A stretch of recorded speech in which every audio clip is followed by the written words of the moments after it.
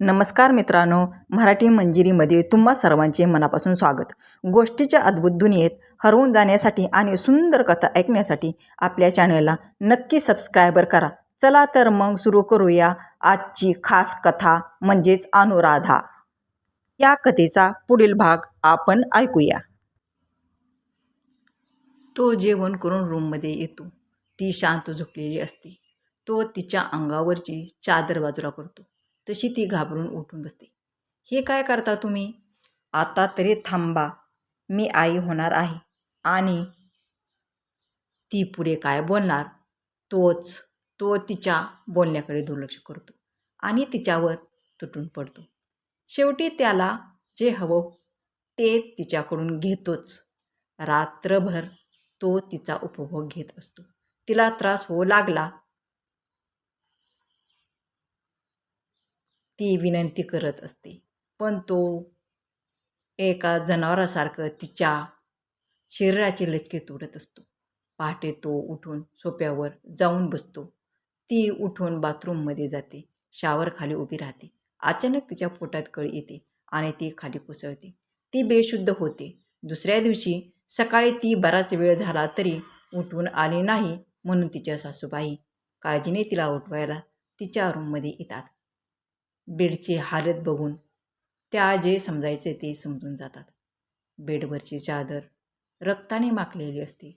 ते बघून त्यांचे काळजात धस्स होते. त्या अनुला हाक मारतात, पण तिचा काही रिस्पॉन्स येत नाही. त्या बाथरूममध्ये येतात तर ती जमिनीवर पडलेली असते. वरून शावर चालू असतो. तिच्या अंगावर एक पण कपडा नसतो. पाण्यासोबत रक्त पण वाहत असते. ते बघून त्यांच्या पायाखालची जमीन सरकते. त्या जोरात किंचाळतात.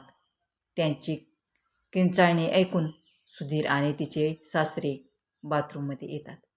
त्या बेडवरची चादर घेऊन तिच्या भोवती गुंडाळून घेतात. तोपर्यंत सुधीर रूममध्ये आलेला असतो. तिचा नवरा सोफ्यावर निवांत झोपलेला असतो. जणू तिला काहीच फरक पडत नव्हता. सुधीर, तिला उचलून बेडवर ठेव, त्या बोलतात.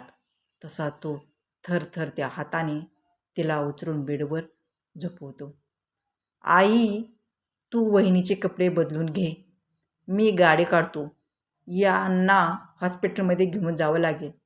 आई, त्यांचं मिसकॅरेज झालं आहे, घाई करावी लागेल, नाहीतर त्यांच्या जीवाला धोका होऊ शकतो. तो त्यांना सूचना देऊन बाहेर निघून जातो. त्या रागाने सोफ्यावर झोपलेल्या सुभाषकडे बघतात आणि कपाटातून तिचा गाऊन काढून मोलकरणीच्या मदतीने घालतात. सुधीर येईपर्यंत त्यांनी तिचे कपडे बदललेले असतात. सुधीर तिला उचलून घेतो. आई, पण त्यांच्या मागे मागे येतात. तो गाडी हॉस्पिटलकडे घेतो. हॉस्पिटलमध्ये जातात. तिला ॲडमिट करून घेतात. तो पण ऑपरेशन थिएटरमध्ये जातो. तिचे सासू सासरे काळजीने बसमेटमध्ये फेऱ्या घालत असतात. जवळपास 3 तासांनी सुधीर बाहेर येतो. त्याचा चेहरा उतरलेला असतो. काय झालं सुधीर? बराच वेळ लागला. सुनबाई ठीक आहेत ना? आई त्याच्या जवळ जात विचारतात. आई, ज्याची भीती होती तेच झालं. आणि वहिनीचं बाळ तर गेलंच, पण त्यांच्या गर्भाशयाला इन्फेक्शन झाल्यामुळे आम्हाला त्यांचे गर्भाशय काढावे लागलं.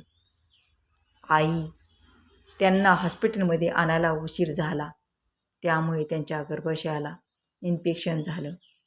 सुधीर हे सांगताच त्या मटकन खाली बसतात. ते ऐकून तिचे सासरे रागाने निघून जातात. अचानक सुधीरची आई उठून उभ्या राहतात आणि सुधीरकडे बघतात. सुधीर, चल, मला पोलीस स्टेशनला घेऊन चल. त्या नराधमाला चांगली शिक्षा मिळायला हवी. त्यांना असं मोकाट सोडलं तर त्यांच्या या हैवानीतला दुसऱ्या अणूचा बळी जायचा. त्या डोळे पुसत बोलतात. हो आई, त्याच वेळी माझा या लग्नाला विरोध होता. आपण दादाला ओळखत नाही का? त्यात वहिनी त्यांच्यापेक्षा लहान आहे, पण माझं कोणी ऐकलं नाही. सुधीर चिडून बोलतो. त्या रखमा मावशींना खिडकीजवळ बसून ते दोघे पोलीस स्टेशनला जातात. सुभाष आणि त्याच्या वडिलाच्या विरोधात तक्रार नोंदवतात. पोलीस त्यांना अटक करण्यासाठी घरी येतात. त्यांच्यासोबत सुधीर आणि त्यांची आई पण असतात. हाच तो नराधाम इन्स्पेक्टर साहेब. आज याच्यामुळे माझी सून हॉस्पिटलमध्ये आहे. यांनी तिच्या त्या नाजूक अवस्थेत तिच्यावर बलात्कार केला. त्यात तिचे बाळ दगावले गेले आणि तिचं गर्भाशय काढून टाकावं लागलं. यापुढे ती कधीच आई होऊ शकणार नाही. या नराधामाने तिचे मातृत्व हिसकावून घेतलं. रडत रडत सगळे इन्स्पेक्टरला सांगतात. कौशल्या, तुम्ही स्वतःच्या मुलाच्या विरोधात तक्रार देत आहात. त्या काल आलेल्या मुलीसाठी स्वतःच्या मुलाच्या विरुद्ध पोलिसात तक्रार केली. याची तुम्हाला शिक्षा भोगावी लागेल. सुभाषचे वडील बोलतात.